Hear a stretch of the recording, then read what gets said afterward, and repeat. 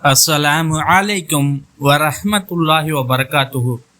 இன்று நாம் பார்க்க இருப்பது கவலைகள் நீங்க, நோய் வறுமை வராமல் இருக்க ஒரு அற்புத வசனமாகும்.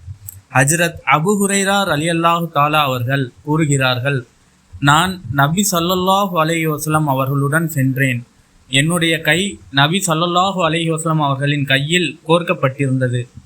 கவலை துக்கத்தால் தளர்ந்து போன ஒரு நபரை கடந்து சென்றோம். நபி ஸல்லல்லாஹு அலைஹி வஸல்லம் அந்த மனிதரிடம், உமக்கு இந்த நிலை ஏற்பட காரணம் என்ன என்று கேட்டதற்கு, யா ரசூலல்லாஹ், நோயும் வறுமையும் தான் என்னை இவ்வாறு ஆக்கிவிட்டது என்று அவர் கூறினார்.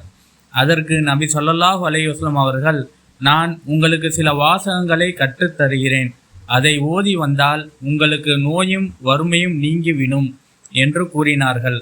அந்த வாசகங்கள்: தவக்கல்து அலல் ஹய்யில் லதி லா யமூத்து லம் யதஹித் வலதம் வலம் யகுல்லஹு ஷரீக்கும் ஃபில் முல்கி வலம் யகுல்லஹு வலியும் மினத் துல்லி வ கப்பிர்ஹு தக்பீரா. மரணமடையாத நித்திய ஜீவனாகியவன் மீது நம்பிக்கை வைத்தேன். எந்த சந்ததியையும் தனக்கு அவன் ஆக்கி கொள்ளவில்லை. ஆட்சியில் அவனுக்கு எந்த கூட்டாளியும் இல்லை. இன்னும் இயலாமையினால் எந்த உதவியாளனும் அவனுக்கு இருக்கவில்லை.